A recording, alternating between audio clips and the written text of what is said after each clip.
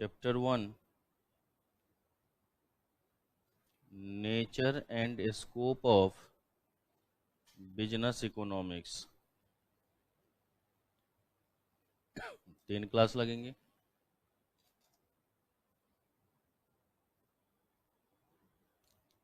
Chapter 2 demand and supply 6 class लगेगा।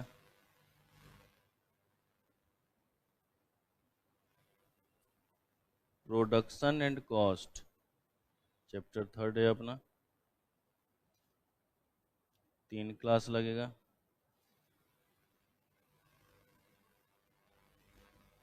Chapter 4 market 3 class लगेगी।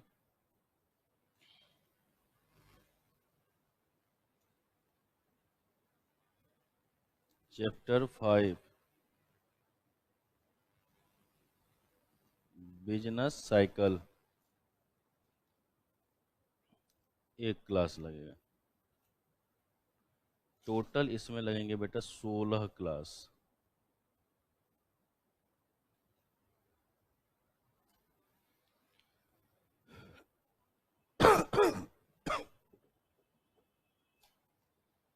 तो जो अपना पहला वॉल्यूम है, इस पहले वॉल्यूम में कितनी क्लासेस लग जाएंगी? 16 क्लासेज। फिर उसके बाद आता है बेटा चैप्टर नंबर 6 नेशनल इनकम।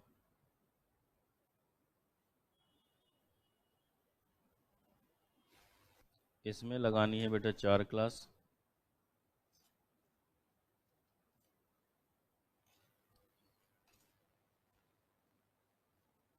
फिर उसके बाद आते बेटा चैप्टर नंबर 7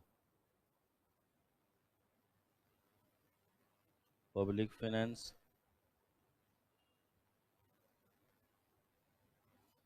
इसमें लगानी है बेटा 5 class.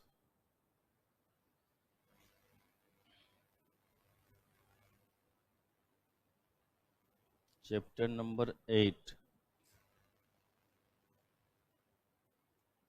Money market.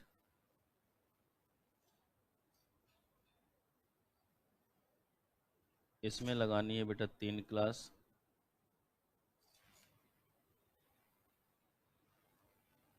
Chapter number 9 international trade.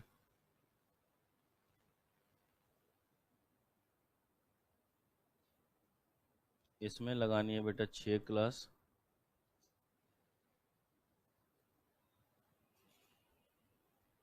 और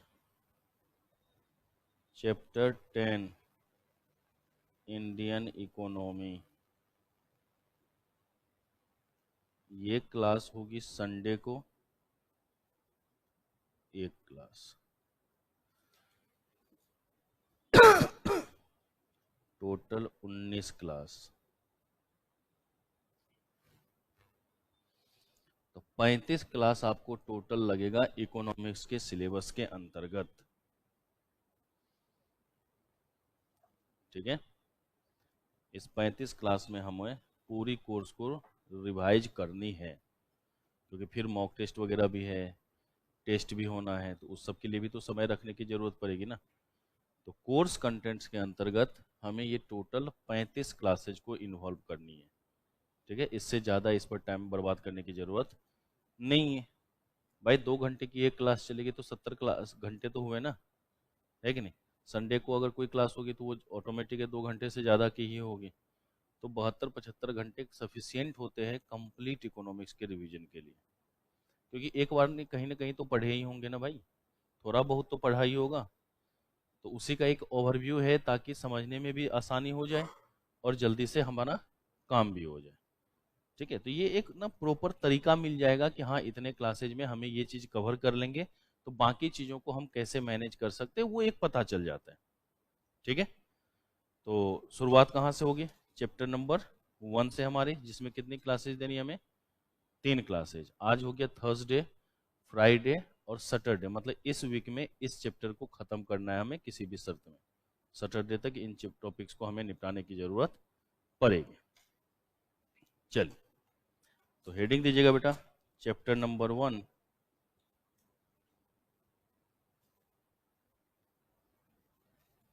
nature and scope of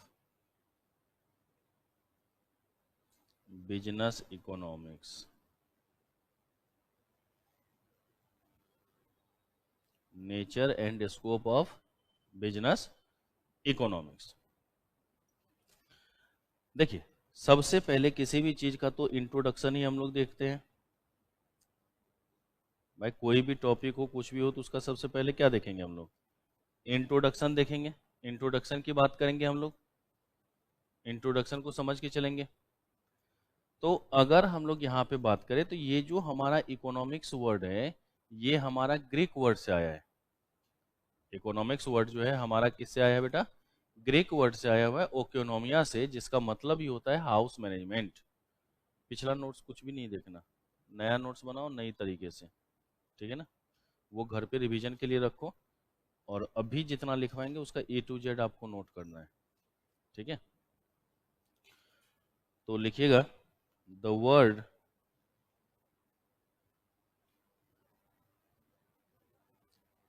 economics is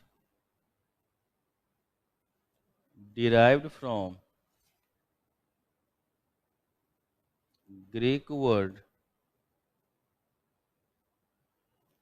oikonomia,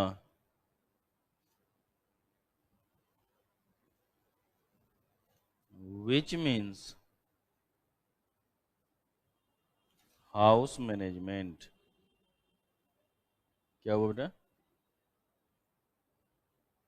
Greek word oikonomia, OIKONOMIA, oikonomia, which means house management. कि जो हमारा इकोनॉमिक्स वर्ड है वो किससे आया है बेटा? ग्रीक वर्ड्स ओकोनोमिया से। तो उसी का मतलब क्या हो जाएगा? हाउस मैनेजमेंट, ठीक है? House management. तो ये बात तो आपको ध्यान में रखना है, किसके लिए? इकोनॉमिक्स के लिए।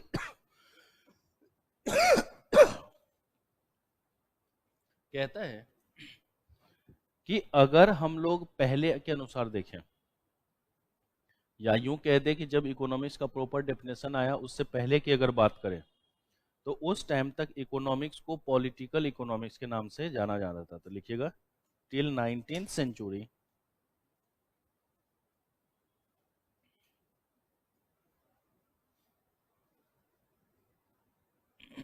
economics is known as political economy. कि अगर अभी कभी आपसे ये क्वेश्चन पूछता है कि बताओ जो इकोनॉमिक्स है उसको हम लोग पहले किस नाम से जानते थे, तो क्या बोलेंगे बेटा?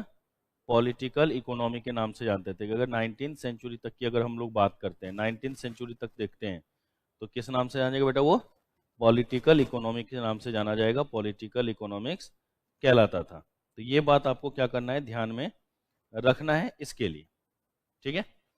अब है कि भाई इकोनॉमिक्स को किसी ने किसी तो एक्सप्लेन किया होगा ना, तो सम डिफिनेशंस की हम लोग बात करते हैं। तो लिखिएगा बेटा, सबसे पहला 1776, क्या आया था? 1776। इसमें दिया गया था बेटा एडम स्मिथ के द्वारा। किसके द्वारा दिया गया था? एडम स्मिथ के द्वारा। और एडम स्मिथ ने जो बुक लिखी थी उसमें था एन इंक्वायरी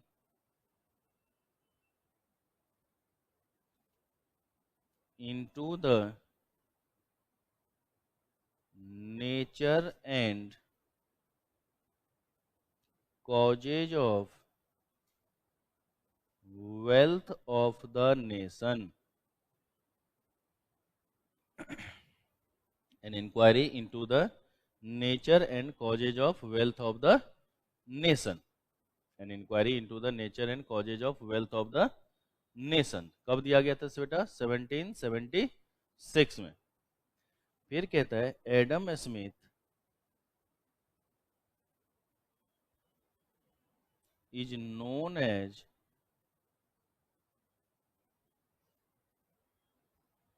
फादर ऑफ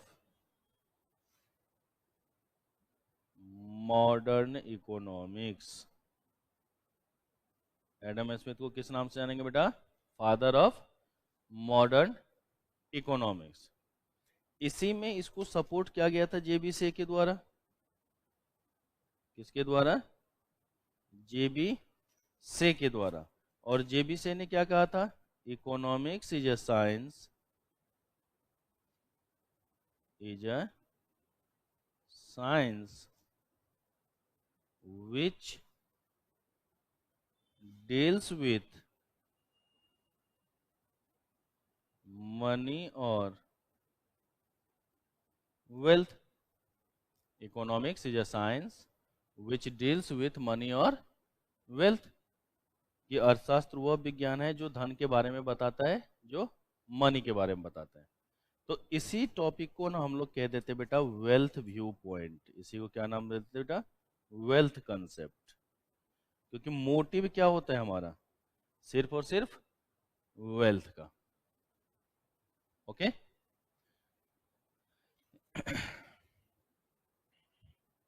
इसको क्या बोल देंगे हम लोग? वेल्थ कंसेप्ट के नाम से जानेंगे, वेल्थ कंसेप्ट की बात करेंगे। तो दूसरा लिख लिया यहाँ पे।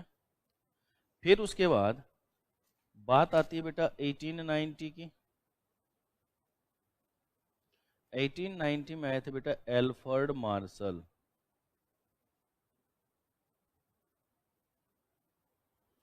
और उन्होंने अपनी बुक लिखी थी the principles of economics. The principles of economics.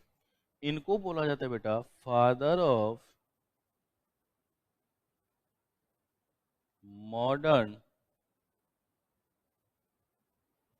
Micro economics. क्या बोला जाएगा? Father of modern micro economics. इसको सपोर्ट किया गया था बेटा एसी पिगू के द्वारा।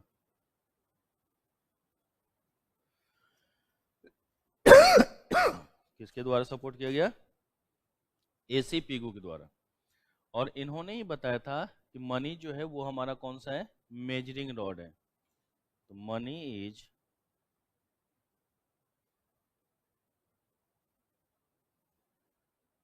Measuring rod to achieve welfare. कि एक मात्र साधन मात्र है और यहाँ पर हमारा कुछ भी नहीं होता है। कि अगर हम इकोनॉमिक्स की बात करें तो उसमें मनी जो है सिर्फ एक मीडियम है और कुछ भी हमारा यहाँ पर नहीं होता है। सिर्फ हम लोग मीडियम की बात करते हैं, मीडियम को देख करके चलते हैं। ओके फिर उसके बाद आ गए थे बेटा 1931 में। और ये जितने मैं लिख रहा हूँ ना ये सारा याद रखना है। मैं हमें सिर्फ वही लिखवा रहा हूँ जो आपके एग्जाम के पॉइंट ऑफ व्यू से है। नहीं तो लिखवाने के लिए तो महाभारत इसमें काफी है। तो 1931 में लॉयनल रॉबिन्स लॉयनल रॉबिन्स और उन्होंने बुक लिखा था बेटा नेचर एंड सिग्निफिकेंट ऑफ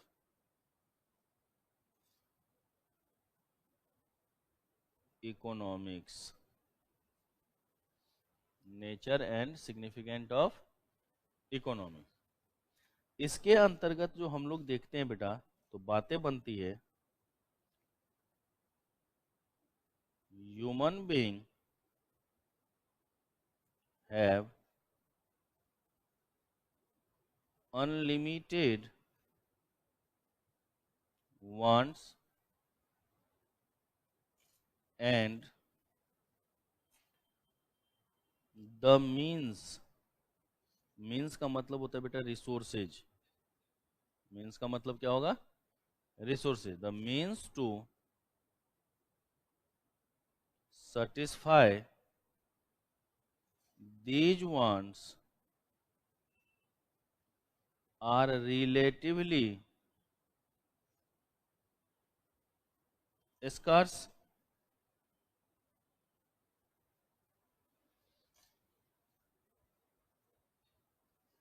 ठीक है कि भाई जो इंसान है, इंसानों की वांट्स क्या होती है?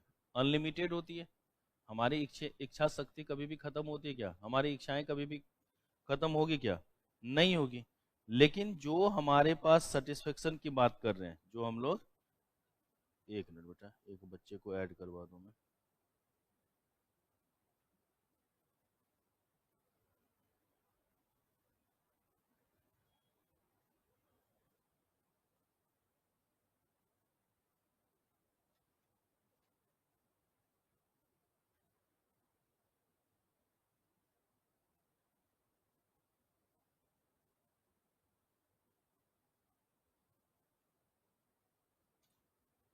तो जो हमारा वांट्स होगा वो क्या होगा हमारा? अनलिमिटेड होगा। और जो रिसोर्सेज होगा वो क्या होगा हमारा? लिमिटेड होगा। तो कहीं ना कहीं हमें अल्टरनेटिव यूज ऑफ रिसोर्सेज की बात करनी होगी या नहीं करनी होगी? तो लिखिएगा alternative use of resources. Alternative use of resources. कि जो रिसोर्सेज होगा उसका हम लोग क्या करेंगे बेटा? अल्टरनेटिव यूज करेंगे। या यूं कह दे, best utilisation of resources. Best utilisation of resources. Resources का क्या किया जाएगा? बेस्ट यूटिलाइजेशन किया जाएगा। ओके। रिसोर्सेज का क्या करेंगे हम लोग? बेस्ट यूटिलाइजेशन करेंगे। परफेक्ट यूज तो तभी हो पाएगा ना। तो उसकी बात हम लोग यहाँ पर करते हैं, उसकी बात यहाँ पर हम लोग समझ करके चलते हैं, अल्टरनेटिव यूज ऑफ रिसोर्सेज। इसमें जो सबसे बड़ी बात थी ना, इन्होंने जो कहा, तो लिखा इन्होंने economics is pure positive science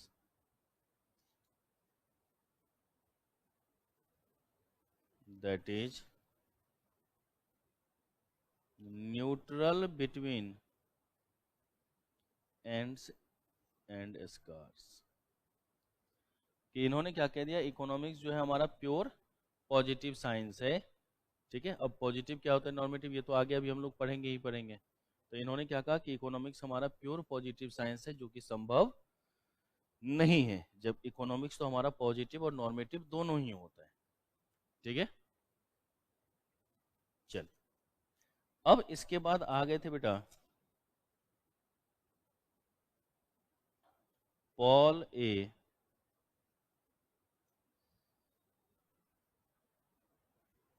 Samuelson. बेटा 1954 के आसपास की बात है, बट चूंकि अपने में डेट मेंशन नहीं है तो हमें डेट मेंशन करना भी नहीं है इसके लिए। ठीक है तो 1954 में।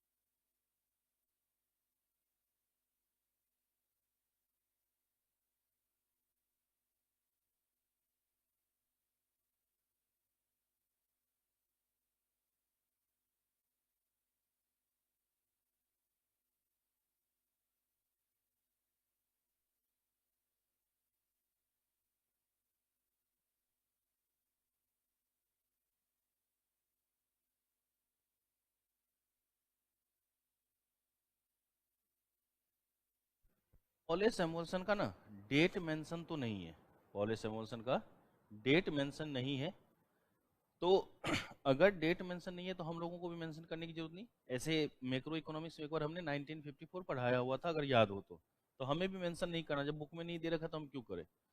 तो पॉल सैमुअल्सन ने दिया था बेटा dynamic growth and development view point.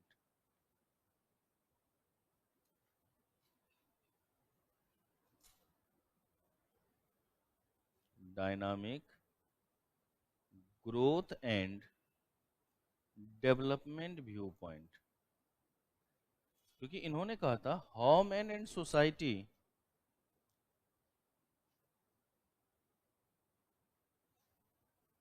Can choose alternative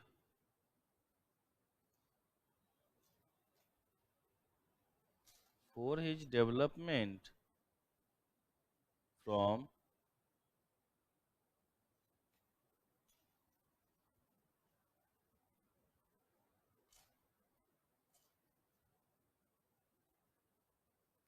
available resources, कि भाई जो तुम्हारे पास अवेलेबल रिसोर्सेज है, अब उसके लिए तो बैठ के रोएंगे नहीं ना कि भाई हमारे पास इस चीज़ की कमी है, इस चीज़ की कमी है। भाई जितनी ही है उससे हम लोग कैसे बेस्ट यूटिलाइजेशन करेंगे, उसकी बात करनी होगी ना हमें, उसकी बात देखनी होगी ना हमें, उसके बारे में बात करेंगे ना। तो ये कहानी किसकी है बेटा, पॉल ए सैमुअल्सन की। तो किसने की इकोनॉमिक्स के बारे में क्या कहा ये हमने देख लिया। और लास्ट में एक लिखिएगा बेटा जेकब वीनर, जेकब वीनर। इन्होंने कहा था इकोनॉमिक्स इज व्हाट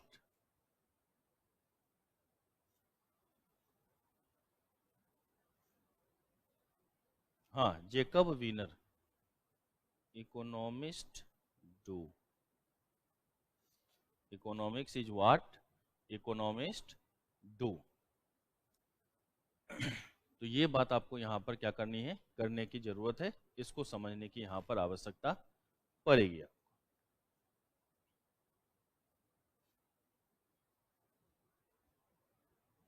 तो ये तो एक समरी हो गया कि इकोनॉमिक्स के बारे में किसने क्या बोल दिया या इकोनॉमिक्स का मतलब क्या है हमारे पास, ये हमने दिया था आपको। अब इसके बाद बात आती है बेटा डिसीजन मेकिंग। इसके बाद जो बात आती है वो आती है क्या, डिसीजन मेकिंग। तो लिखिएगा decision making.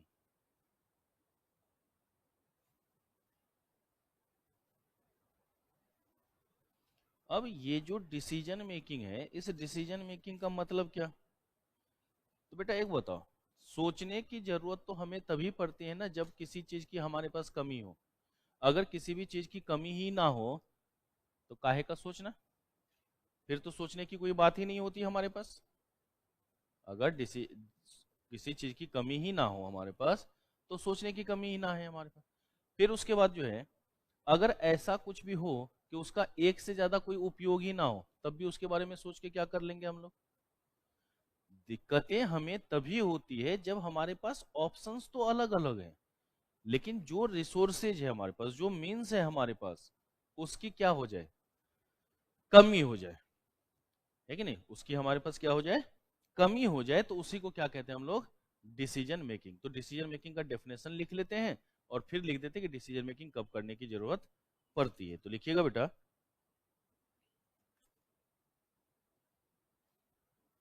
Decision making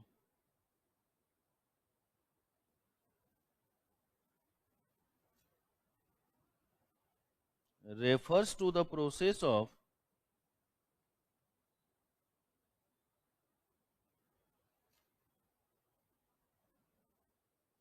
selecting an appropriate alternative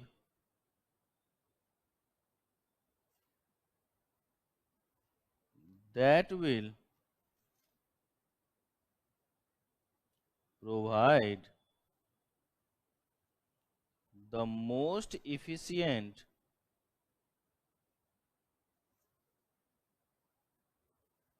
means of attaining a desired end from two or more alternative courses of action।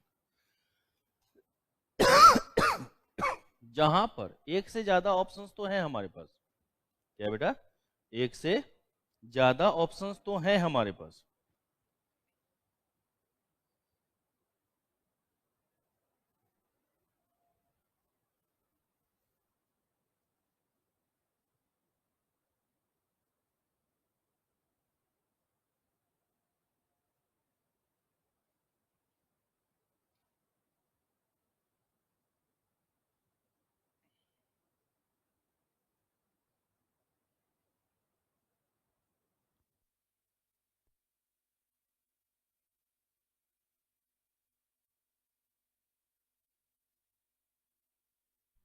यहाँ पर दो या दो से अधिक ऑप्शंस होगा, दो या दो से अधिक ऑप्शन होगा, तभी हम लोगों को क्या करना होगा, डिसीजन मेकिंग। अगर सिंगल काम रहेगा तो फिर डिसीजन मेकिंग किसी तरीके का हो पाएगा क्या? भाई घर वाले ने बोल दिया तुम ये काम जाके करो, तो फिर अपना दिमाग लगाते हो क्या? नहीं लगाते ना, ठीक है, अपना दिमाग नहीं लगाते। लेकिन अगर घर वाले ने बोला बेटा देख ले ये दो चार है, इसमें से तुझे कौन सा काम करना है, तो फिर वहां पर अपना सोचना शुरू करते हो या नहीं सोचना शुरू करते हो, वहां पर अपना काम करते हो या नहीं करते हो। तो वो भी चीजें ध्यान में रखनी। तो जहां पर दो या दो से अधिक ऑप्शन होगा, जहां पर दो या दो से अधिक ऑप्शन होगा, वहीं पर किस चीज की जरूरत होगी बेटा, डिसीजन मेकिंग की जरूरत होगी, ठीक है। तो डिसीजन मेकिंग के लिए हमेशा याद रखिएगा बस एक चीज है, इसके अलावा कुछ भी होगा ना डिसीजन मेकिंग की जरूरत नहीं है। लिमिटेड रिसोर्सेज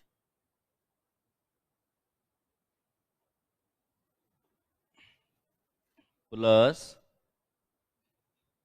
अल्टरनेटिव यूजेज, जहां पर ये चीजें आएंगी ना बेटा, सिर्फ वहीं पर डिसीजन मेकिंग की जरूरत होगी, अन्यथा कहीं पर डिसीजन मेकिंग हमारा नहीं होगा।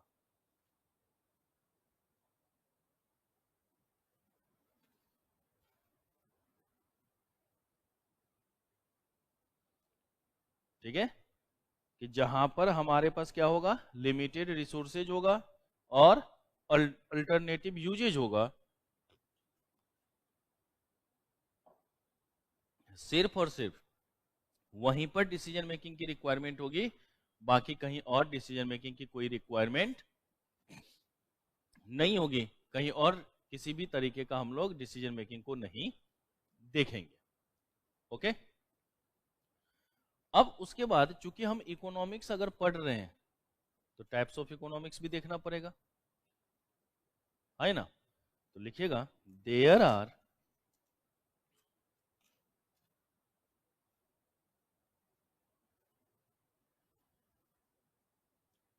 टू टाइप्स ऑफ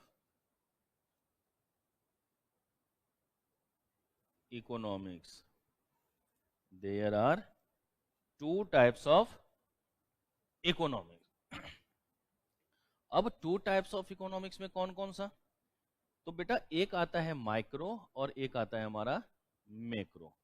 तो मैं ऐसे ही लिख देता हूं ताकि डिफरेंस करने में क्या हो, सही रहे, एक साथ ही दोनों एक्सप्लेन हो जाएगा। तो एक क्या होगा हमारा माइक्रो इकोनॉमिक्स और एक क्या होगा बेटा हमारा मैक्रो इकोनॉमिक्स। एक क्या हो गया हमारा माइक्रो इकोनॉमिक्स और एक क्या हो गया हमारा बेटा मैक्रो इकोनॉमिक्स। अगर हम यहाँ पर माइक्रो की बात करें तो ये जो माइक्रो वर्ड है ये ग्रीक वर्ड माइक्रस से बना हुआ है, जिसका मतलब ही होता है स्मॉल और इंडिविजुअल। माइक्रस का मतलब ही क्या होगा, स्मॉल और इंडिविजुअल। तो लिखिएगा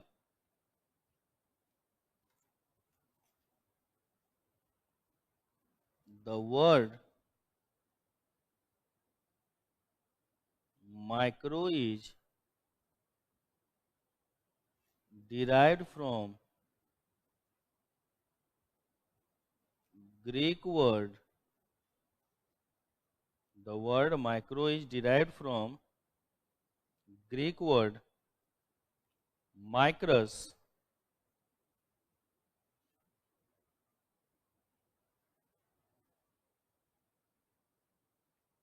which means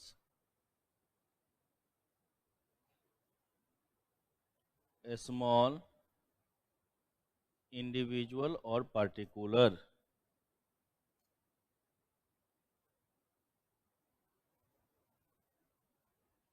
A small और इंडिविजुअल और पार्टिकुलर. लेकिन अगर यहीं पर मैक्रो की बात करें तो the word macro is derived from Greek word macros, which means large aggregate or total. Large aggregate और टोटल.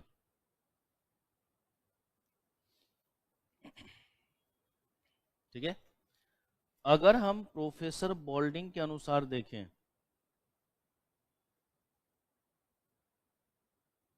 तो कहता है कि किसी भी वर्ड के अंतर्गत अगर ए एन या पार्टिकुलर शब्द जुड़ा रहे, ठीक है, अगर किसी भी वर्ड के अंतर्गत ए, तो लिख लीजिएगा यहां पर micro economics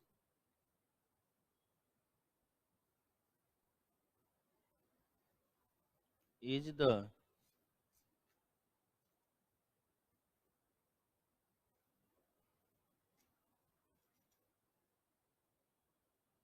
study of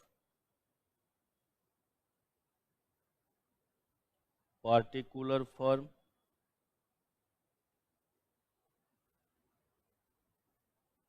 particular household,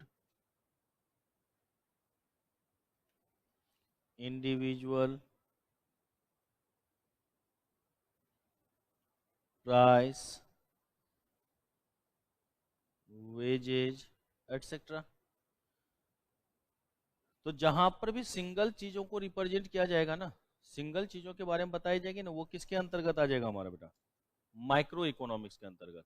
किसके अंतर्गत आ जाएगा वो हमारा? माइक्रो इकोनॉमिक्स के अंतर्गत. लेकिन अगर यहां पर बात करें प्रोफेसर मैककॉनेल, प्रोफेसर मैककॉनेल, इनके अनुसार अगर देखें तो कहता है कि इकोनॉमिक्स जो होता है ना, वो मतलब मैक्रो इकोनॉमिक्स वो पूरा का पूरा जंगल है, ना कि पेड़ है. मतलब झुंड में, समूह में, टोटल में, एग्रीगेट में, तभी तो बात बनेगी हमारी. तो वही कहता है यहां पर मैक्रो इकोनॉमिक्स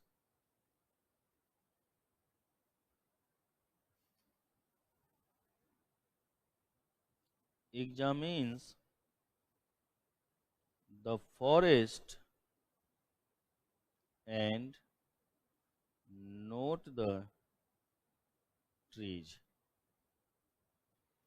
ठीक है, हम पूरे के पूरे जंगल की बात करते हैं, ना कि पेड़ों की बात करते हैं. अर्थात इसको समझने के लिए लिख सकते हैं इकोनॉमिक्स एज ए होल, संपूर्ण के रूप में. क्या हो जाएगा बेटा? संपूर्ण के रूप में, टोटल के रूप में. तो जहां पर संपूर्ण या टोटल होगा वही हमारा किसके अंतर्गत आएगा बेटा? माइक्रो इकोनॉमिक्स के अंतर्गत. ओके. माइक्रो इकोनॉमिक्स में अगर हम लोग बात करें तो यहां पर बात आ जाएगी हमारे बेटा प्राइस थ्योरी की. किसकी बात करेंगे हम लोग? प्राइस थ्योरी की बात करेंगे. तो कहता है it is also called price theory. लेकिन ये जो है मैक्रो, इसको कहेंगे बेटा it is also called income theory. क्या कहेंगे उसको? तो अगर कभी भी प्राइस थ्योरी बोलेगा तो वो कौन सा हो जाएगा बेटा हमारा? बता। Micro economics. और इनकम थ्योरी अगर बोलेगा तो कौन सा होगा बेटा हमारा? Macro economics. अगर प्राइस थियरी की बात करेगा तो प्राइस थियरी किसके अंतर्गत? माइक्रो के अंतर्गत। और इनकम थ्योरी किसके अंतर्गत बेटा? मैक्रो के अंतर्गत आएगा। ओके। अगर हम लोग माइक्रो के फादर की बात करें तो कहता है एल्फ्रेड मार्शल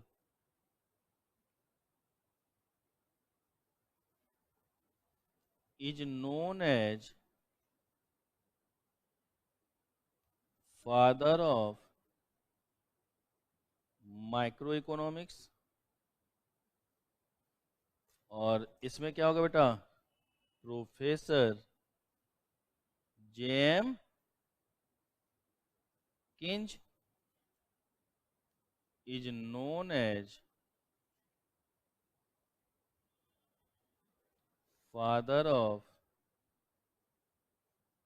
macroeconomics।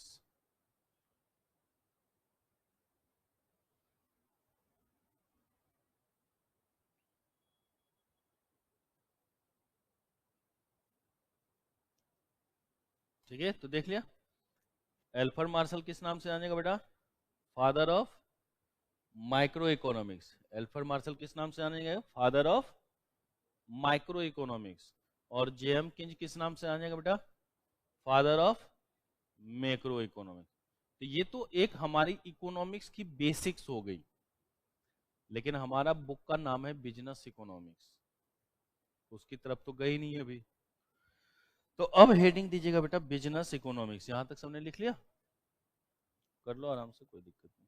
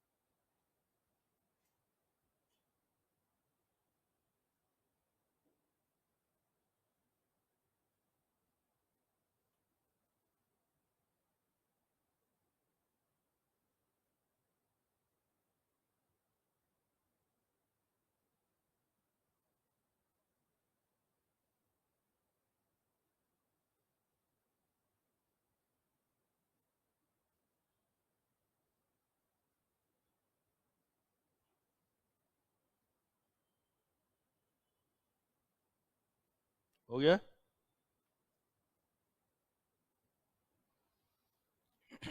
चलिए, तो अब किस पे आएंगे बेटा? माइक्रो इकोनॉमिक्स की तरफ ना, कि क्या बनेगा? तो माइक्रो और मैक्रो का डिफरेंस समझ में आ गया। अब लिखिएगा बेटा बिजनेस इकोनॉमिक्स। अब यहां से थोड़ा सा आराम आराम से समझते हुए चलना। लिखना तो है ही है साथ साथ, लेकिन आराम आराम से उसको समझ के चलना कि आखिर है क्या ये।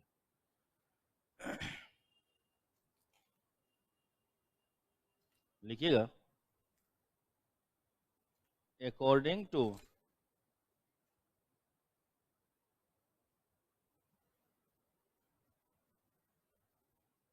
Joel dean,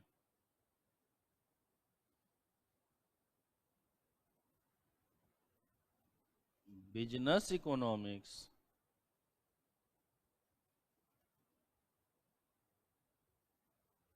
may be defined as the use of economic analysis to make business decisions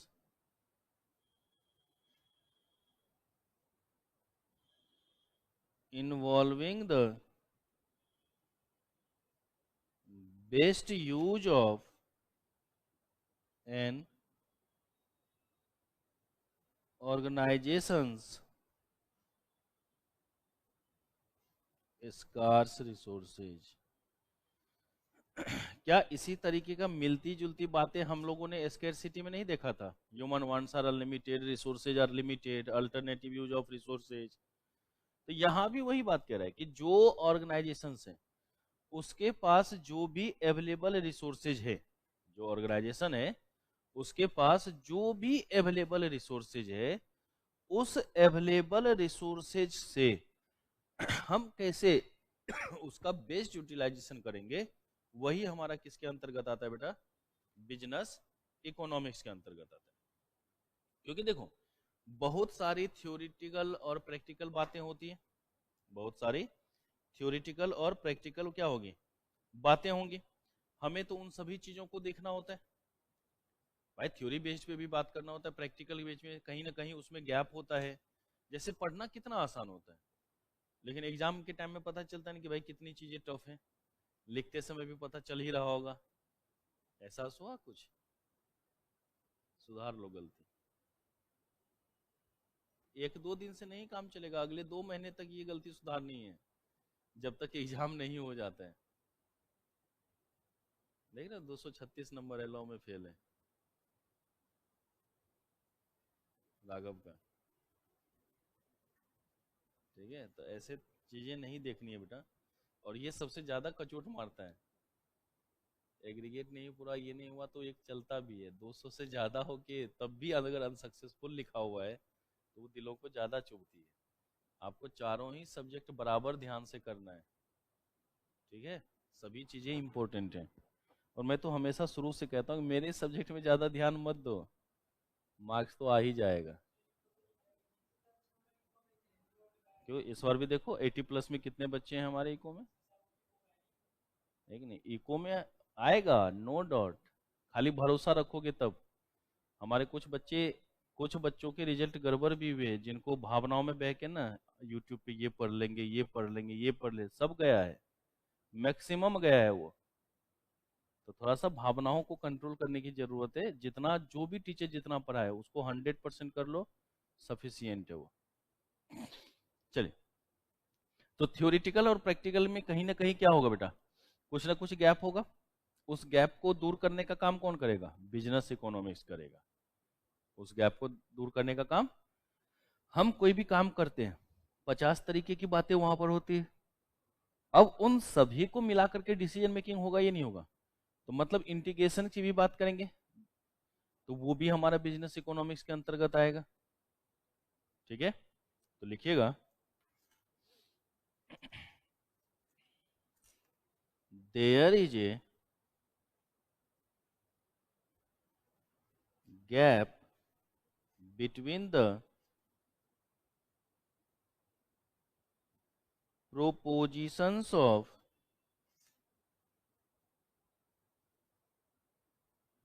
economic theory and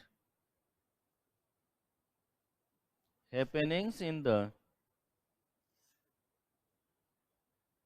real economic world।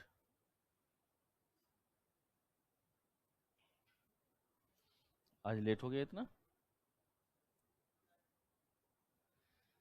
ठीक है, देयर इज ए, अगल बगल देख लो कि कितना मैंने लिखवा दिया है, उतना पेज छोड़ लेना। There is a gap between the propositions of economic theory and happenings in the real economic world। भाई देखो, जैसे ट्रम्प आया, सबने सोचा कि चलो इंडिया के साथ रिश्ता मजबूत होगा, ये थ्योरेटिकल अप्रोच था। प्रैक्टिकल देख रहे हो कि हम जो है रिवर्स टैरिफ लगाएंगे भैया, तुम हम पे जितना चार्ज करोगे हम भी तुमसे उतना चार्ज करोगे। आजकल देख रहे हो ना पूरे मार्केट की स्थिति क्या कर रखा है, कनाडा, चाइना, मैक्सिको, इंडिया का भी नाम है उसमें, रेसिप्रोकल टैरिफ चलेगा भाई। अब इसमें क्या कर फोन बज रहा है? तो कहीं ना कहीं क्या हो रहा है बेटा, थ्योरेटिकल अप्रोच अलग चीज है, प्रैक्टिकल अप्रोच अलग है ही नहीं। जब मन उसका जो हो रहा है आजकल बयान दे रहा है। अभी सवेरे सवेरे ऐसे ही उठा तो न्यूज देखा तो उसमें दे रखा था हमास को धमकी दिया है, आज के आज सारे बंधक को छोड़ा जाए, नहीं तो अंजाम भुगतने के लिए तैयार हो जाए। तो देख रहे हो ना बेटा, थ्योरेटिकल चीजें अलग है, प्रैक्टिकल चीजें क्या है, अलग है ना। तो इसके गैप को कहीं ना कहीं मिटाने का काम होगा, ये नहीं होगा, क्योंकि भाई जो भी हो, हम देख रहे हैं कि यहाँ पर कुछ ना कुछ तो गैप बन जाता है थ्योरी में और जो वर्तमान स्थिति में घटित हो रहा है उसके बीच में कुछ ना कुछ गैप हमारा है, और उसी गैप को दूर करने का काम कौन करेगा, बिजनेस इकोनॉमी। और इसी कारण से बिजनेस इकोनॉमिक्स को हम लोग अप्लाइड इकोनॉमिक्स के नाम से भी जानते हैं। तो लिखिएगा इसके बाद बेटा,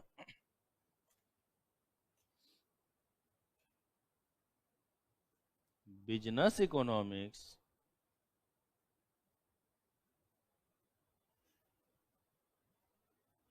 bridge the gap between theory and practice, thus also known as applied economics। तो बिजनेस इकोनॉमिक्स को और किस नाम से जानेंगे बेटा हम लोग, अप्लाइड इकोनॉमिक्स के नाम से जानेंगे, अप्लाइड इकोनॉमिक्स कहलाएगा। ठीक है, बिजनेस इकोनॉमिक्स किस नाम से जाना जाएगा बेटा, अप्लाइड इकोनॉमिक्स के नाम से जाना जाएगा, अप्लाइड इकोनॉमिक्स कहलाएगा। साथ ही साथ ये जो बिजनेस इकोनॉमिक्स है इसको हम लोग मैनेजेरियल इकोनॉमिक्स के नाम से भी जानते हैं। अब मैनेजेरियल क्यों, तो चलिए वो भी देख लेते हैं हम लोग। Business economics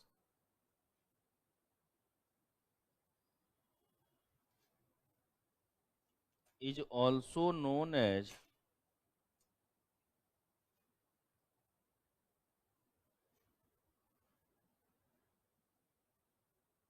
managerial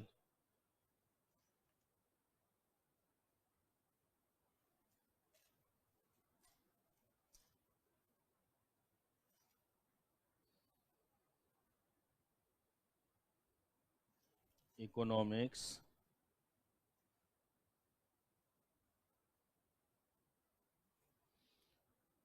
business economics is also known as managerial economics because it generally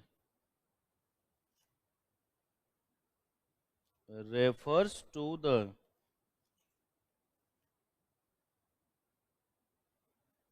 integration of economic theory with business practice।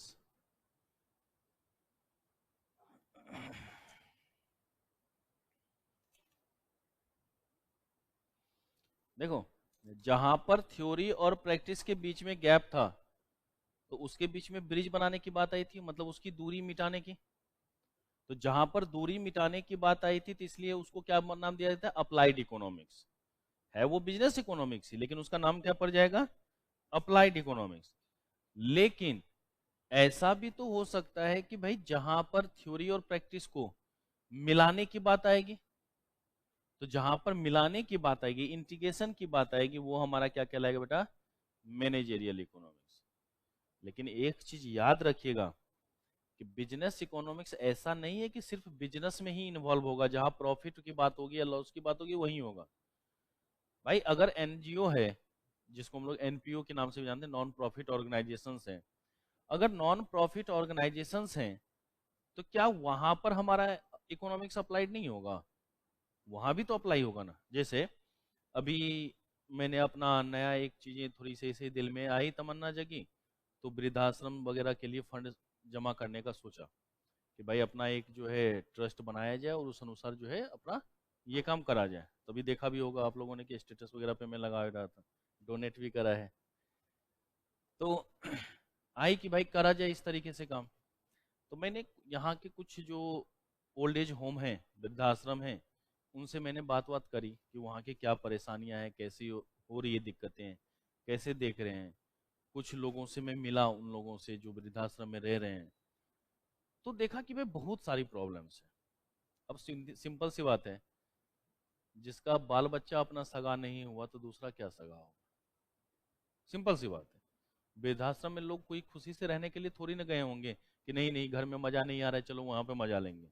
ऐसे तो नहीं गया होगा, है कि नहीं? बच्चों ने घर से निकाल दिया या वहां पे जाके छोड़ दिया, तो है तो भाई गम में ही। तो मैंने वहां की परेशानी देखी, तो मैंने बोला कि अब देखिए, मैं दुख तो नहीं इतना बांट सकता, लेकिन अगर उनको रहने का खाने पीने का खर्चा अगर निकाल सकूं मैं, तो ये भी अच्छा है। तो यही करकटडुमा के पास है, उसका मंथली का जितना खाने का खर्चा होगा वो मैं अपनी तरफ से बियर करूंगा, चाहे मुझे फंड से जितना मिले, और नहीं मिलेगा तो भगवान के दया से उतना तो कमा ही रहा हूं कि दे सकता हूँ, है कि नहीं? तो ये मैंने अभी सोचा था। इसमें कोई और लालच तो हमारा नहीं है, और तो लालच नहीं है, ऐसा तो नहीं कि हम प्रॉफिट मोटिव के लिए जा रहे हैं भाई। लेकिन हमारा समय उतना ही लगेगा, मेहनत उतनी ही पड़ेगी, दिमाग का माथा पैची उतना ही है, सब चीज हमारा वही लगेगा ना जो हमारा बिजनेस में इन्वॉल्व होता है कि नहीं? जैसे जब मैंने ये स्टेप उठाया तो मैंने देखा कि वाइफ का चेहरा थोड़ा सा जो है उतर गया कि भाई ये लग रहा है डाइवर्ट हो गया। लेकिन जब मैंने उसको समझाया तो उसके भी समझ में आया। अब जैसे एक दिन हुआ क्या कि वो खुद, उनकी आंखों में मैंने देख लिया आंसू। मैंने कहा क्या हुआ? तो पापा लोगों की चिंता हो रही है, गाँव में अकेले हैं, भैया तो जयपुर रह रहा है। मतलब अब सोच के देख, तेरे पापा अपने घर में तो तुझे इतनी चिंता हो रही है, और जिसके बच्चों ने घर से ही निकाल दिया हो, तब वो मेरे सपोर्ट में आई है। भाई फील होना भी तो चाहिए ना। मम्मी पापा ने एक बार में सपोर्ट किया कि कोई दिक्कत नहीं, तू दिल खोल के कर। तो उन चीजों में क्या हो रहा है कि इन्वॉल्व हो रहे हैं, तो भाई सारी चीजें वही हमारी खर्च हो रही है जो हम बिजनेस को ऑपरेट में करेंगे। लेकिन मोटिव हमारा क्या है? नॉन प्रॉफिट का ना। हमारा प्रॉफिट कमाने का मोटिव नहीं है, लेकिन सारी एक्टिविटीज एज इट इज क्या होगी? बिजनेस वाली होगी या नहीं होगी? तो हम इसलिए बिजनेस इकोनॉमिक्स के अंतर्गत एनपीयू को भी शामिल करेंगे। भाई आप लोग अकाउंटिंग ट्रीटमेंट पढ़ते हैं, अकाउंट्स में एनपीयू पढ़ते हो या नहीं पढ़ते हो? अब जब प्रॉफिट है नहीं तो काहे का? हटाओ इसको, का रिसिप्ट पेमेंट वगैरह देखना, हटाओ यहां से, खत्म करो। लेकिन है ये नहीं है, क्योंकि सारी एक्टिविटीज किसकी तरह होगी? बिजनेस की तरह ही होगी। सारी एक्टिविटीज किसकी तरह होगी? बिजनेस की तरह होगी। तो एनपीओ को भी शामिल करेंगे या नहीं करेंगे? तो वो भी चीजें लिख ली, क्योंकि कभी कभी ना ये थ्योरेटिकल पूछ देता है कि भाई इनमें से बताइए कौन सा हमारा बिजनेस इकोनॉमिक्स में इन्वॉल्व नहीं होगा, या इनमें से कौन सा हमारा बिजनेस इकोनॉमिक्स में इन्वॉल्व होगा। तो वो चीजें आपको पता भी तो होनी चाहिए ना, तो लिख लीजिए उसको लास्ट में।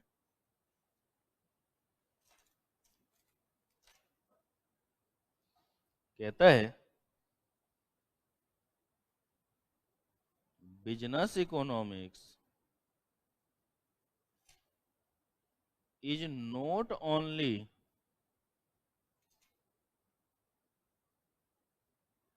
valuable for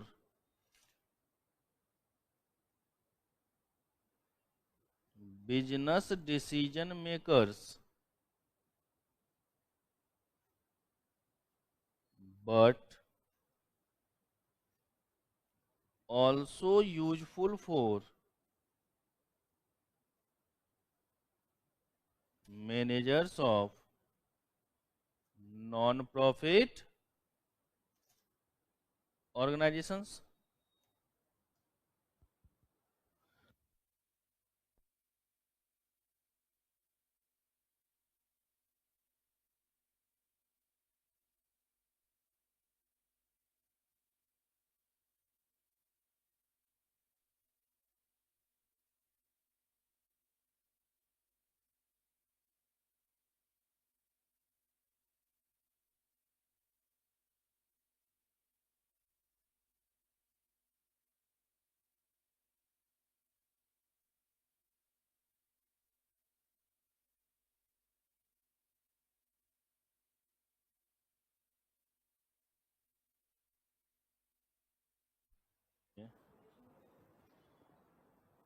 अच्छा, बहुत बढ़िया क्वेश्चन पूछा बुर्बक।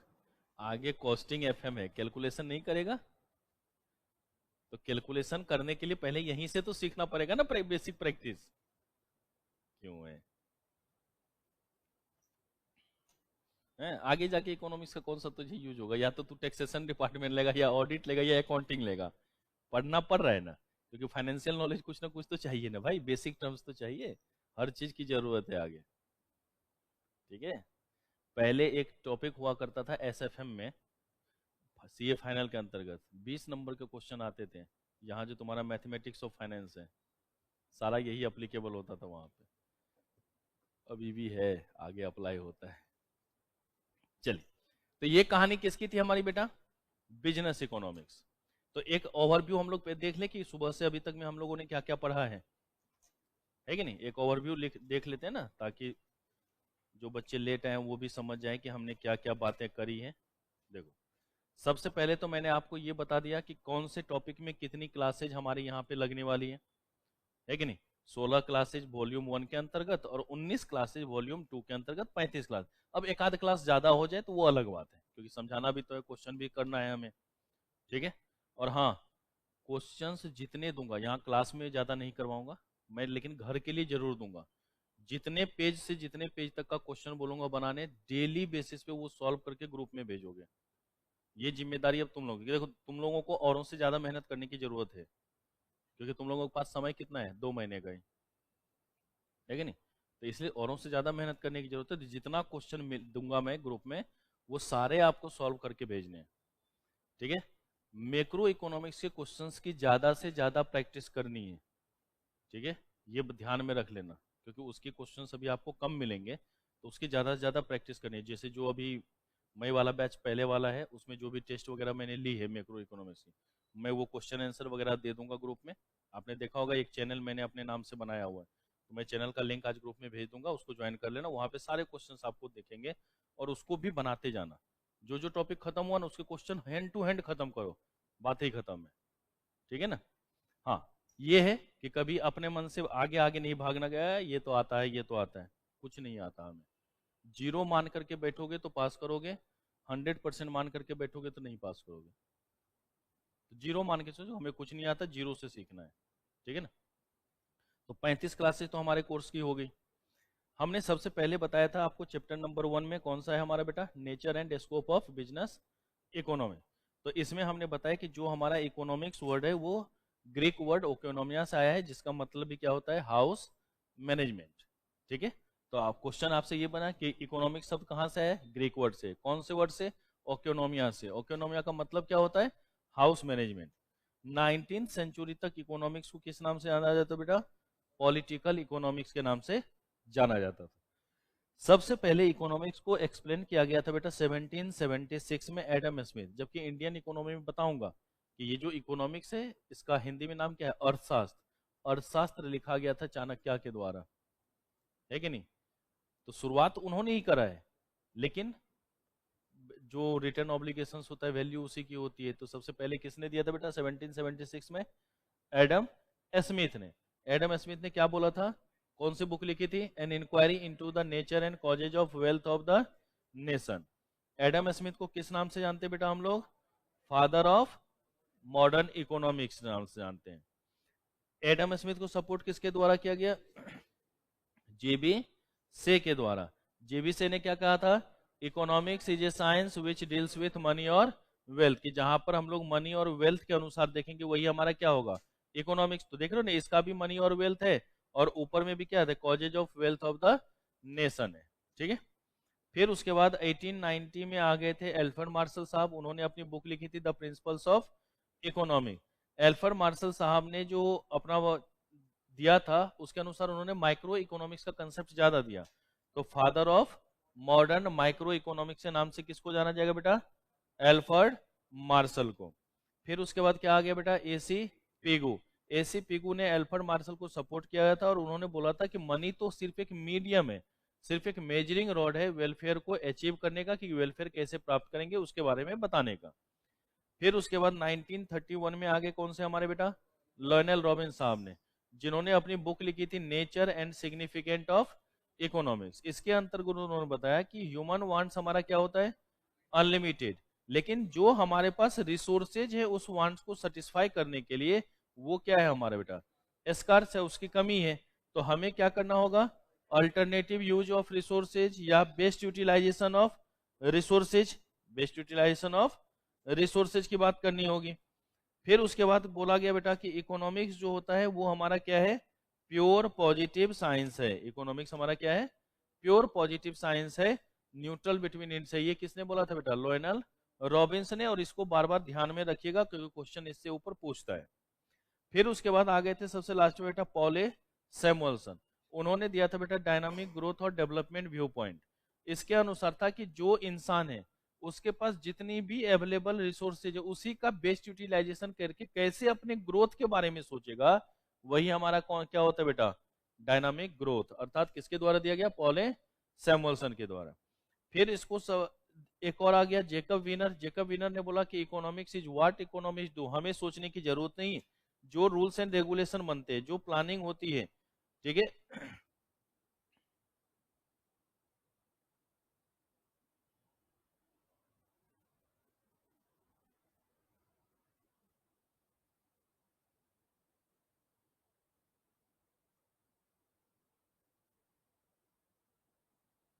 ठीक है, तो ये तो हमारा क्या हो गया, इकोनॉमिक्स का डिफिनेशन।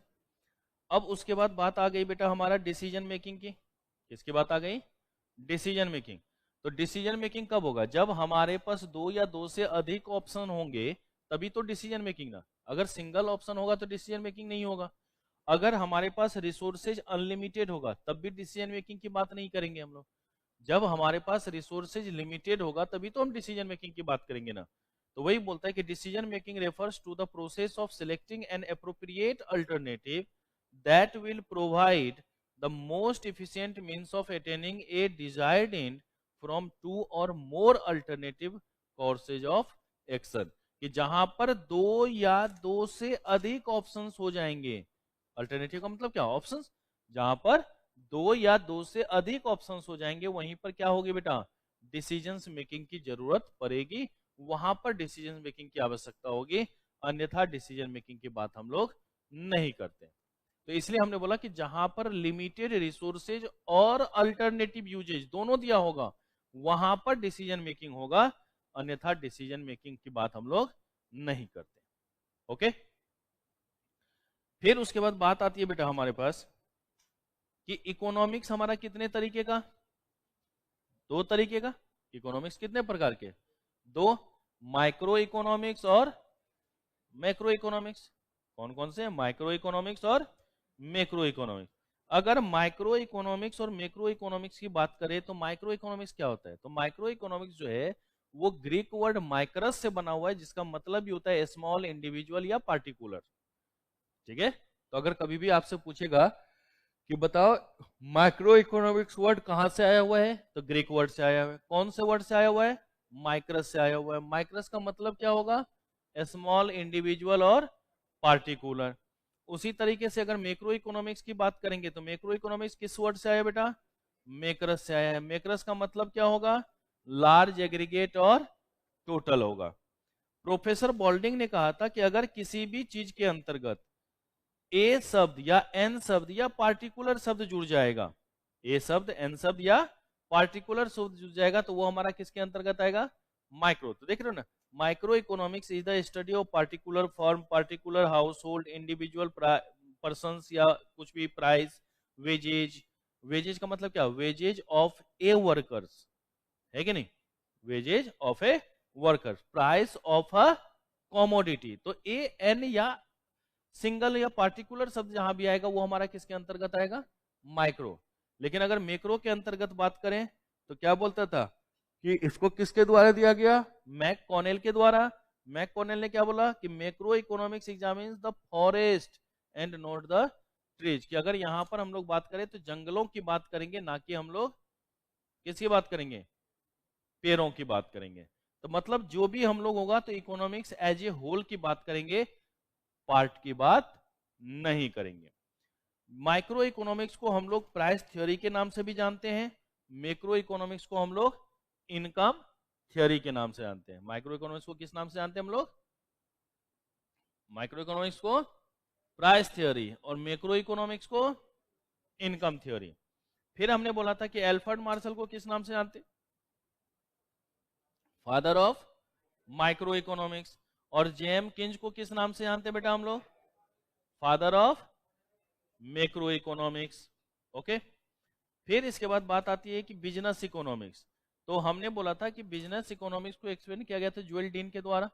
जोएल डीन ने कहा था कि जो भी ऑर्गेनाइजेशंस के पास रिसोर्सेज है, और रिसोर्सेज हमेशा क्या होगा बेटा, कम होगा, स्केर्स होगा।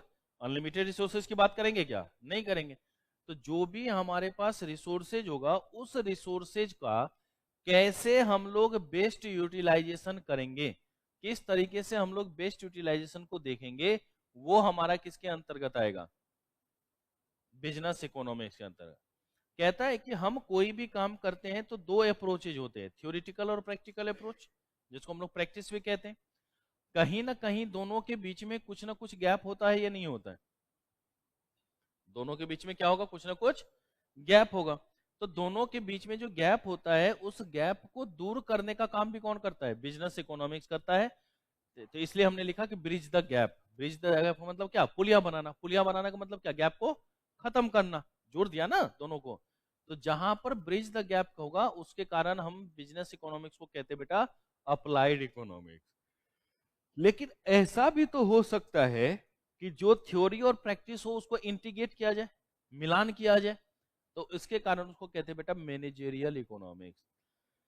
किस नाम से जानेंगे उसको, मैनेजेरियल इकोनॉमिक्स। फिर सबसे लास्ट में हमने क्या बताया कि भाई अगर बिजनेस इकोनॉमिक्स की बात कर रहे हैं तो ऐसा नहीं कि सिर्फ और सिर्फ इसमें हम लोग बिजनेस की बात कर रहे हैं। अगर यहां पर देखा जाए तो हम लोग बिजनेस और एनपीओ दोनों की ही बात करते हैं, क्योंकि एनपीओ में भी सारी एक्टिविटीज क्या होगी बेटा, बिजनेस वाली होगी या नहीं होगी। सारी एक्टिविटी कैसा देखेंगे हम लोग, बिजनेस का देखेंगे, तो उसकी भी बात होगी। तो यहां तक समझने में कोई दिक्कत। अब इसके बाद बात आती है कि अगर बिजनेस इकोनॉमिक्स है तो कुछ ना कुछ उसके नेचर की भी बात होगी या नहीं होगी। तो चलिए हेडिंग देते हैं, नेचर ऑफ बिजनेस इकोनॉमिक्स।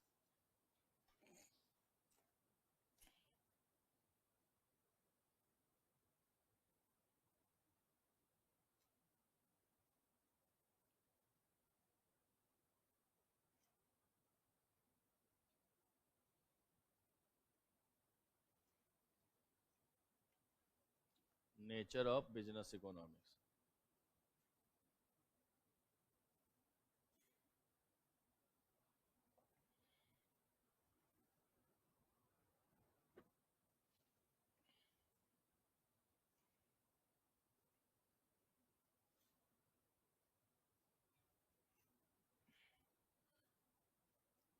पहला लिखिएगा बेटा,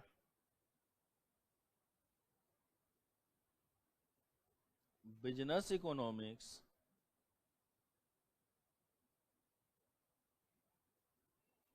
इज अ साइंस।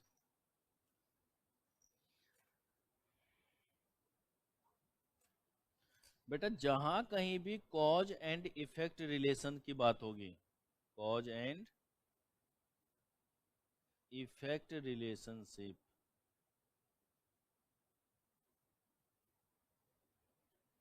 जहां कहीं भी कॉज एंड इफेक्ट रिलेशनशिप की बात आएगी, उसके कारण बिजनेस इकोनॉमिक्स को क्या कहेंगे, साइंस। भाई प्रयोग कहां पर होता है, साइंस के अंतर्गत ना। प्रयोग कहां पर होगा, साइंस के अंतर्गत। तो उसकी बातें करेंगे या नहीं करेंगे। और जितने भी चैप्टर है ना बेटा, इन सभी का मैं हैंड रिटन नोट्स भी बना के दूंगा, खुद से लिख लिख के दूंगा, ताकि घर पे उसी को पढ़ना है, उससे ज्यादा कुछ पढ़ने की जरूरत नहीं। सारे ही चैप्टर्स के 10 चैप्टर है ना, 10 के 10 चैप्टर के मैं हैंड रिटन नोट्स बना के दूंगा। तो पहला क्या हो गया, business economics is a science. दूसरा लिखिएगा बेटा,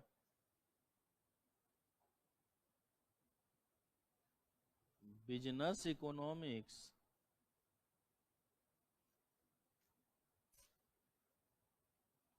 is an art. Business economics is an art. बेटा जहां पर रूल्स एंड रेगुलेशंस की बात आएगी, ठीक है, रूल्स एंड प्रिंसिपल्स की बात आएगी, तो उसके कारण क्या होगा बेटा, बिजनेस इकोनॉमिक्स हमारा क्या हो जाएगा, आर्ट्स हो गया, तो लिखिएगा application of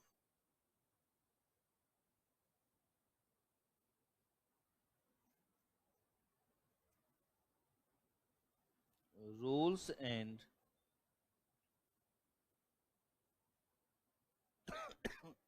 principles for the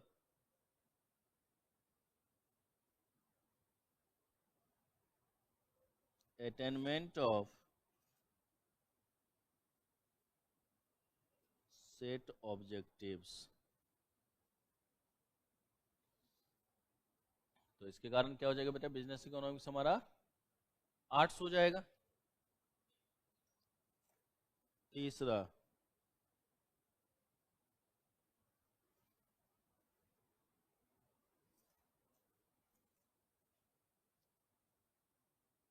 micro economics based,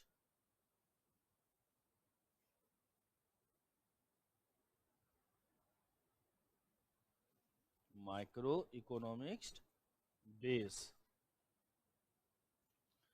अच्छा, माइक्रो इकोनॉमिक्स में क्या होता है, इंडिविजुअल्स को देखना ना बेटा। अगर हम इंडिविजुअल्स के प्रॉब्लम को सॉल्व करने की बात कर रहे हैं, उसके लिए कोई भी काम कर रहे हैं, तो वो किसके अंतर्गत आएगा बेटा, बता। तो लिखिएगा प्रॉब्लम्स ऑफ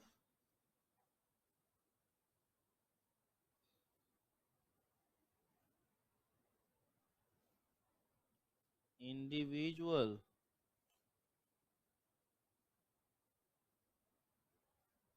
एस्टेब्लिशमेंट्स। कि भाई गवर्नमेंट कोई भी काम करता है तो कोशिश करता है ना कि एक एक लोगों तक उसका लाभ पहुंचे। तो जहां पर इंडिविजुअल तक की बात करेंगे वो क्या होगा बेटा, हमारा माइक्रो बेस्ड होगा, ये नहीं होगा। चौथा, मैक्रो बेस्ड नहीं हो सकता क्या, क्यों नहीं हो सकता। गवर्नमेंट कोई भी पॉलिसी बनाती तो पूरी इकोनॉमी के लिए तो बनाएगी। तो मैक्रो एनालिसिस बेस्ड।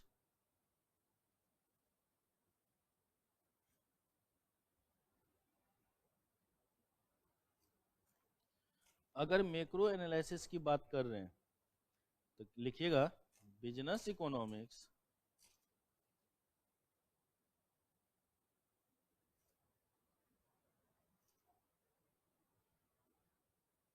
यहां पर लिख लीजिएगा यूनिट इज affected by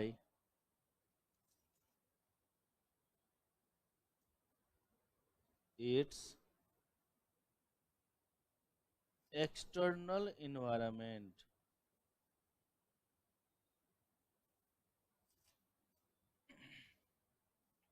ऐसा कोई प्रभाव जो पूरी की पूरी इकोनॉमी के ऊपर इम्पैक्ट डाल दे, तो क्या आएगा बेटा हमारा, बता। मैक्रो इकोनॉमिक्स होगा या नहीं होगा।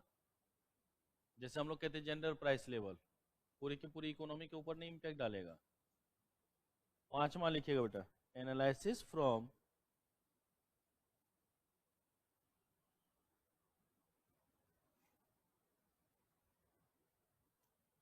प्राइवेट इंटरप्राइज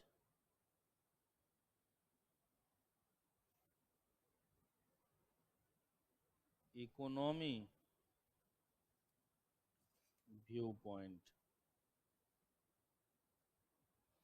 देखो नाम में ही लगा है कि प्राइवेट इंटरप्राइज के अनुसार सोचना पड़ेगा। किसके अनुसार सोचना पड़ेगा बेटा, प्राइवेट इंटरप्राइज के अनुसार सोचने की जरूरत पड़ेगी। तो लिखिएगा business economics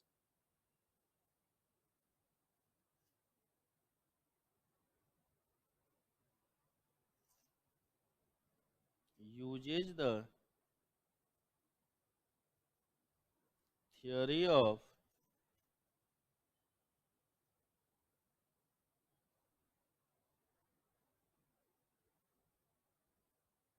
markets and private enterprise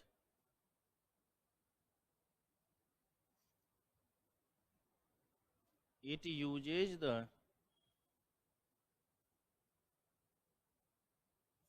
theory of the firm and resource allocation in the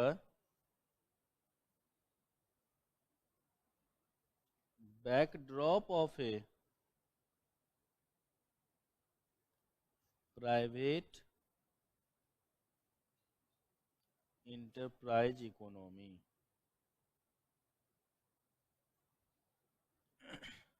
भाई कैसे बंटवारा होना चाहिए, नहीं होना चाहिए, कैसे किस चीज का यूटिलाइजेशन होना चाहिए, नहीं होना चाहिए, वो सारा काम कौन देखेगा बेटा? प्राइवेट इंटरप्राइज की तरह ना। छठा, इंटर डिसिप्लिनरी। इंटरडिसिप्लिनरी का मतलब होता है बेटा कि जो आपस में लोग हैं वो सभी मिलकर के काम करें, एक दूसरे का हाथ बढ़ाए, साथ मिलकर के उन चीजों को देखे, साथ मिलकर के उसका काम करें, है कि नहीं? तो लिखिएगा business economics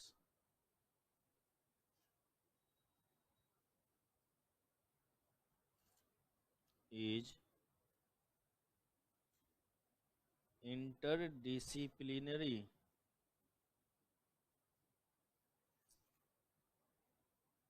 in nature as it incorporates tools from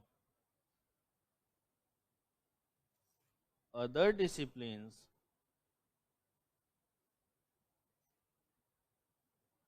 such as mathematics,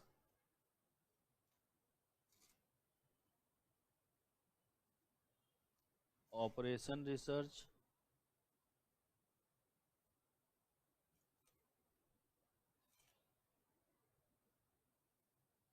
management theory,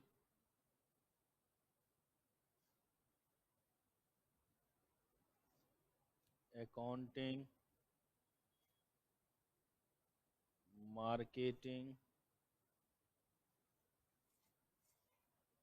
finance,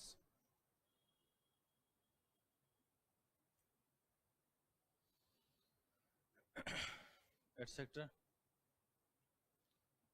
भाई अलग अलग चीजें, सबका तालमेल होना चाहिए, ये नहीं होना चाहिए। बिना तालमेल का काम होगा क्या बेटा?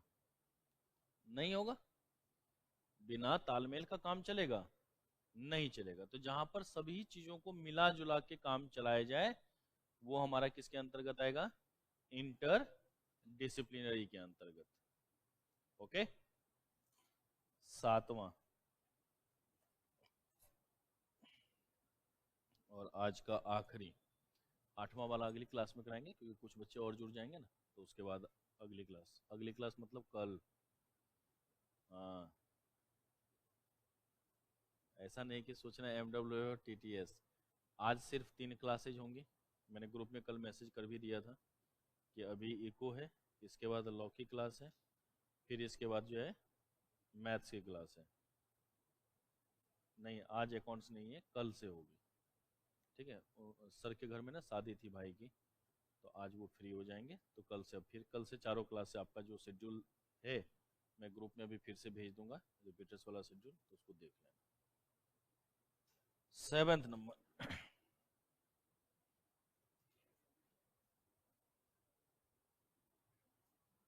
Pragmatic approach. कोई नहीं, अभी मैं अपना नाम नंबर लिखूंगा ना, तो देख लेना, मुझे मैसेज कर देना, मैं लिंक भेज दूंगा ग्रुप का।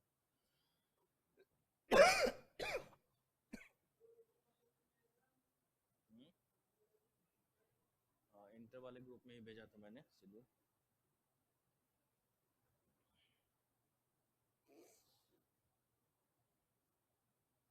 प्रैग्मेटिक अप्रोच, देखो प्रैग्मेटिक अप्रोच में क्या होता है,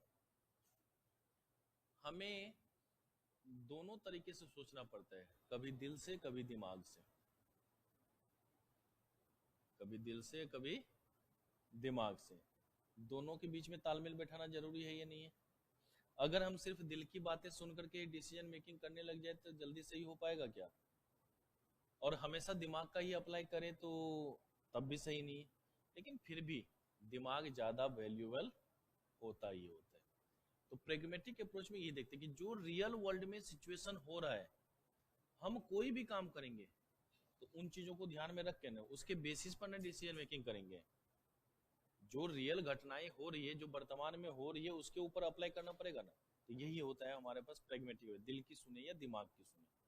तो भाई वर्तमान स्थिति तो हमेशा दिमाग को ही स्थिर करेगा ना कि हाँ ये है, अभी ऐसा होना चाहिए, इस तरीके से होना चाहिए, तो वो काम करेंगे। तो लिखिएगा बेटा, while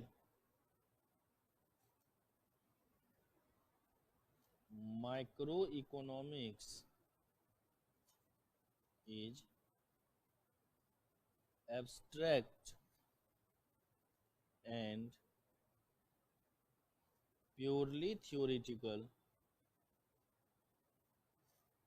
and analyzes economic phenomena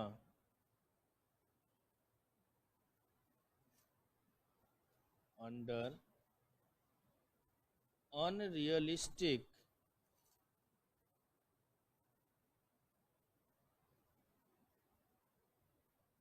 assumptions,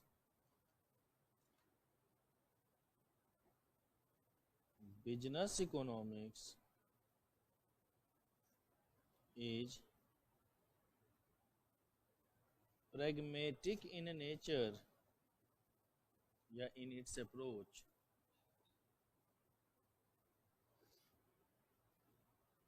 as it tackles practical problems which the firms face in the real world. कि भाई जो हम लोग रियल वर्ल्ड में झेल रहे हैं उसको भी देखने की जरूरत पड़ेगी या नहीं पड़ेगी? क्या बेटा? एज इट टेकल्स, TACKLES, हैंडल करना।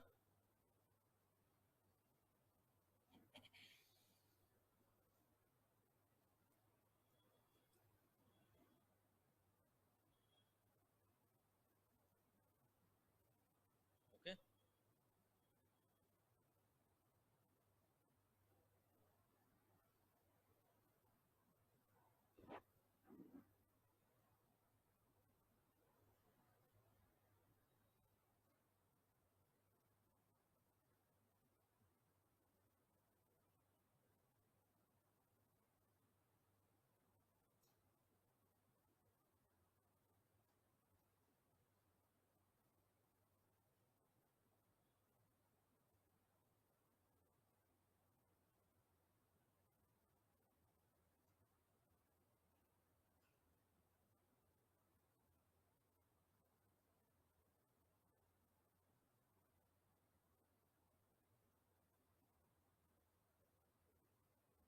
हो गया।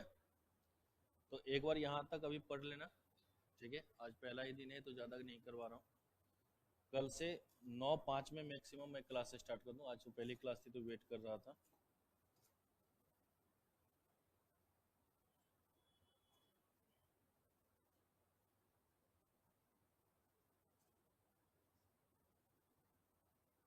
मुझे मैसेज कर देना अपना नाम, कांटेक्ट, और बोल देना मैं वाले बैच का टेलीग्राम लिंक भेज देना, मैं भेज दूंगा, ठीक है? अभी 11:30 बजे से आपकी लॉ की क्लास है। नहीं, सिर्फ एग्ज़ाम फॉर्म भरना है। एग्ज़ाम फॉर्म निकल चुका है, सारे बच्चे फिलअप कर लीजिएगा, ठीक है? 14 तक डेट है सर, ठीक है? मैं कल क्लास में अनाउंस पूरा कर दूंगा। आ जाओ बेटा। किस? हाँ, तो 1500 रुपये उसका चार्ज नहीं है? तो बिना पैसे के ICF फॉर्म भरवाता है, ठीक है? तो अभी जिनका जिनका छूटा है वो नोट कर लेना बेटा, ये वाला, ठीक है?